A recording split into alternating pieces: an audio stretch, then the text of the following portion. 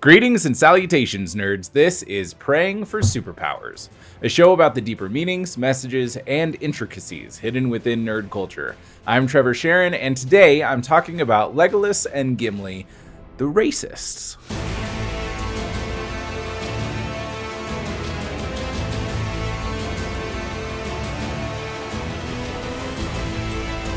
Okay, I want to start off by being very, very clear that all of these titles for this series have been very facetious.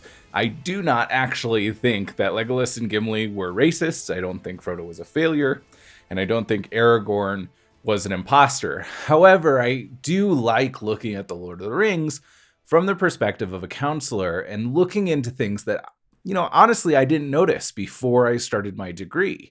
The thing I want to talk about today is the racism between dwarves and elves and how it kind of plays into the relationship that we see between Gimli and Legolas throughout the Lord of the Rings trilogy. So a little bit of background real quick. So the dwarves and the elves became more or less enemies of each other because of certain wars in the past.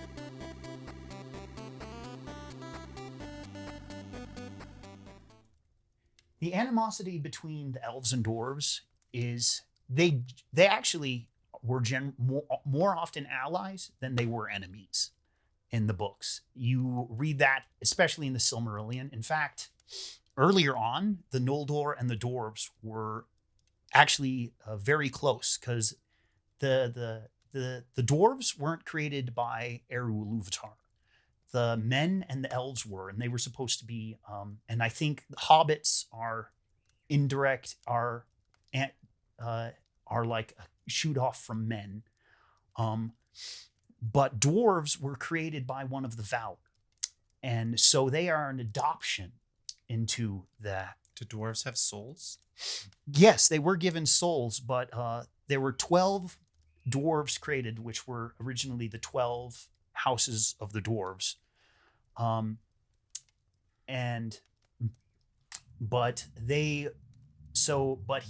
They were created by the Valar of creation and of smithing. And the Noldor, there were 3 elven houses, and the Noldor, when they came back to take back the Silmarils, they were the house of not who adored creation and design and architecture and also smithcraft. So they venerated the same Valor that the dwarves did. So they were actually, at the start, got along very well. Where it shoots off at one point is where the High King of one of the elves, I think his name was King Thingol, he gets his hands on one of the Silmarils and this beautiful necklace and asks dwarven mastersmiths to make him a necklace of it, and they see the beauty of the Silmaril and they kill him. And then the elves of the city kill them, and then the dwarves march down from their city and sack Doriath, which was that land. And then Beren, at that point, who had been retired for several years, comes out of retirement very briefly to actually, Thingol was his father-in-law, who was Lúthien's father. And he takes up a sword one last time and kills the leader of the dwarves. So that is where the animosity of the elves and dwarves originated. And even then, after that point, they never really fight again. But it was just that point that caused such a split in their differences and just them hating each other. Yeah, like a bitter taste in your mouth. Yeah. So here's a question. Which is, and the representation of Gimli and Legolas is the dwarves and elves still hated each other. They would make fun of each other. It was more of like a feud at that point than it was an active war. And so the fact that Gimli and Legolas, who still didn't like each other at first, but slowly as they go on, as their relationship is kind of padded out by Aragorn, and they learn to respect one another for their differences. They learn to like what the other is good at. And even at the end, after the fellowship breaks off, there is a friendly love between the two. And Legolas actually agrees to visit mines with Gimli, and Gimli agrees to visit old forests with Legolas. Such was the respect they had for one another. Man, that's cool. I love hearing stuff like that. Because it just goes to show that the friendship they had for one another overcame the racist animosity between their two peoples.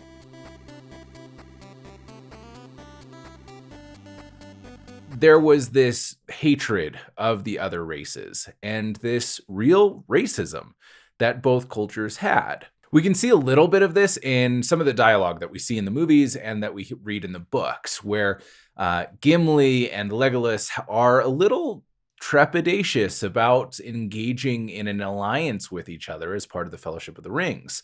The real thing that draws them together is the leadership of Gandalf and the dire circumstances that require nothing less than their participation. There's also one other thing that seems to draw them together, and it's they don't want to be shown up by the other race, and they kind of want to keep tabs on that other race. I'm going to use the term systemic racism for the discrimination that we see between the elves and the dwarves. Systemic racism essentially means that it's part of the system. The system itself, the policies that are in place, the way kingdoms are ruled is inherently racist. And so we see a lot of this, especially in Lothlorien. When the Fellowship is brought into Lothlorien, the elves of Lothlorien see that there is a dwarf in the party, and so they choose to blindfold them because they can have no part. The dwarves can't see where things are or have a full understanding of power or anything. It's very much a secretive thing that they are specifically keeping from the dwarf. This would be an example of a type of systemic racism where, because of Gimli's status as a dwarf, he is not given the same rights as others. And there are even others in the party that are have rights taken away because of their affiliation with the dwarf, or just because they are not elves themselves. So we've established there's racism between the dwarves and the elves. And there's this animosity that's between them. And the animosity between Gimli and Legolas has nothing to do with who they are as people. It has everything to do with their race, with their backgrounds, their cultures. Legolas does not hate or dislike Gimli because of who Gimli is, and Gimli doesn't hate or dislike Legolas because of who he is. This dislike comes from their societies that have set up that we distrust the elves and the dwarves for some decent reasons that have become a little bit extreme through the centuries. There was a rupture between the two cultures, and that rupture really has not had any repair. There's a really beautiful element of the relationship between Legolas and Gimli that I really want to focus on for a moment and figure out how it came to be.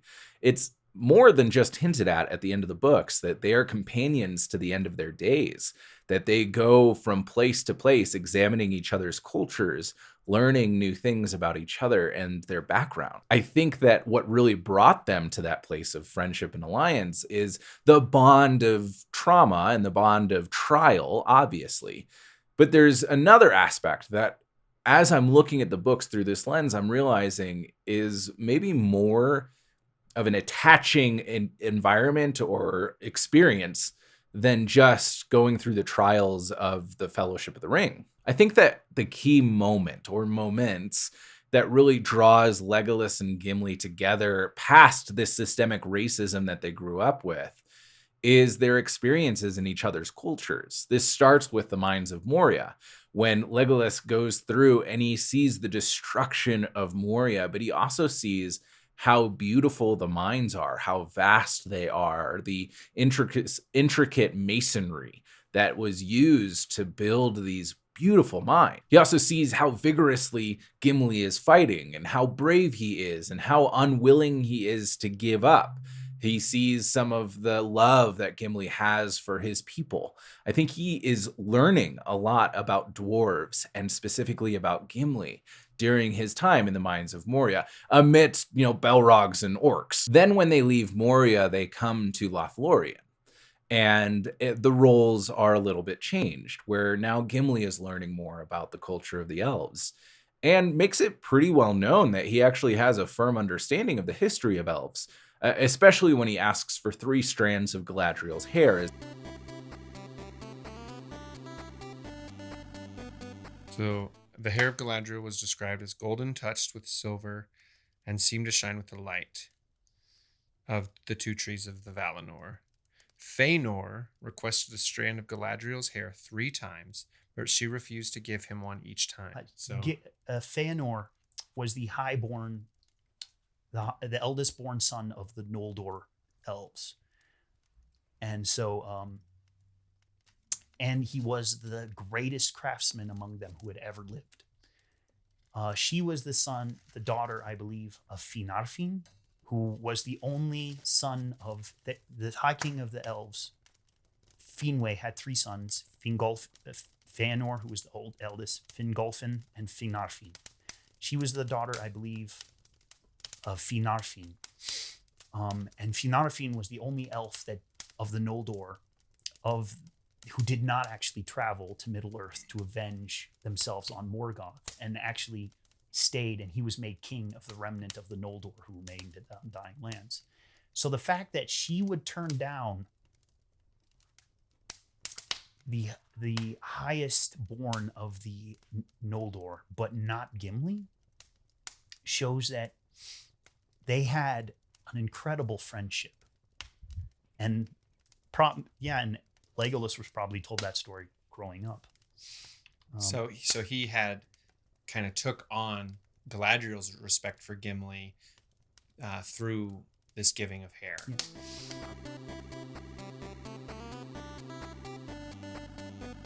There's this moment in Lothlorien where the elves tell Gimli that he's not allowed to travel within Lothlorien without a blindfold. And Legolas, knowing that this is just part of the system, he can't change the system that has the elves against the dwarves. What he can do is he can join with Gimli and blindfold himself as well. This is a moment where Legolas is really humbling himself and taking on a position of lowliness in his own culture to say that he is no greater than the dwarf. This is a strong moment of advocacy.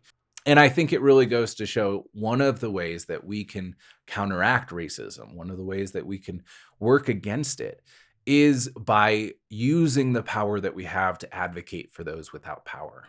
If you have power in this system, whatever system that is, and you choose to wield that power to give it to others, to give others voice, to give others equality, to make equality happen, that is the best use of our power. What does this mean for us? That's really the big question that I'm trying to approach this series with. So if we look at Legolas and Gimli as racists at the beginning, where they are discriminatory against each other's different race, and then at the end, they grow old together and explore each other's cultures, sort of like cultural archaeologists.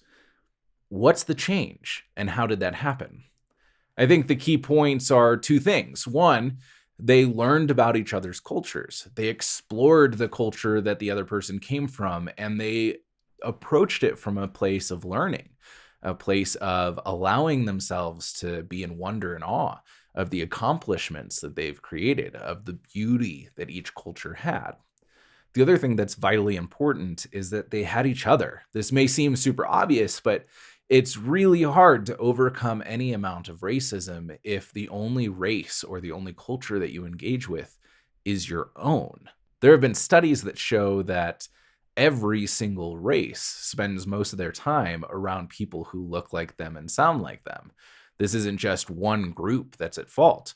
We could all benefit from some diversity in our parties.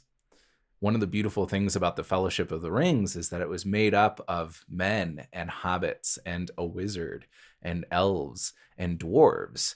There was a vast variety of cultures represented in this party, and they created a lifelong bond that was not going to be severed. I think about D&D with our adventuring parties. Often they are much better equipped when we have different races and different classes represented. We want balance because everybody has a special skill, something to bring to the table, something from their background or their learning that really benefits the entire party. And we wouldn't have that if it was just a party of 15 fighters that are all human. This is true of our lives too. Our friend groups will be better off if we have more diversity in them. Now, there are definitely things that tie us all together. There are core beliefs or core interests that are going to keep our party together. We can kind of symbolize this as the ring. It was the fellowship of the ring. They were gathered around this one mission to bring the ring to Mordor. I think that if we find out what our why is, it can help us to gather around anybody who can and have diverse language around that. We're trying really hard here at Ogrids to incorporate some of that as well. And, honestly, we don't always do it the best. There's a lot of room for growth for us. But our hearts are willing, and we want to work towards diversity and having different voices because we think that we aren't the only ones with good ideas. And we hope that you don't think that either, because you obviously haven't been other places on YouTube yet. All in all, I think that this all takes a willingness to take a step forward and to go for something that may be hard and uncomfortable, and maybe against the grain of what we grew up with. We wouldn't have such a beautiful fellowship in The Lord of the Rings if Legolas and Gimli weren't willing to see each other, to understand each other, and to grow fond of each other. My encouragement for you this week is to look around you. Who surrounds you? Who's in your friends groups? Who's in your fellowship? And could you benefit from involving some different voices, some people that may not look like you or sound like you? Maybe hard to find them, but it's worth it. I truly do believe that it's worth it.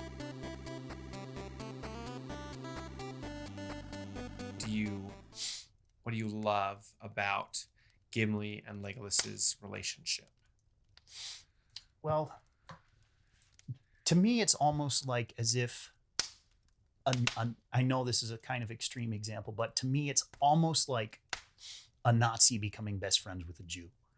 Like, it was so unlikely. Well, and see, you say that, and what I think when you say that is Tolkien actually based the dwarves off of the Jewish people. Tolkien was a master linguist. I think he was actually a professor of linguistics at Cambridge. And so he based the actual Dwarven language, Kurzdul, off of Hebrew. And there's a lot of parallels that we can gather that I'm not going to go into because it would take a while. But go into it a little bit. Okay. For instance, the Jews, or Israel, is a house that did not have a home. They were cast out of their home. They were chased away. So were the dwarves. They were chased away and led away and created a new home somewhere else, but it was not their home. And then they were led back. They were led back by Moses with the 12 tribes of Israel. 12 tribes of Israel, Thorin, and he together with the Hobbit, there were 12 of them.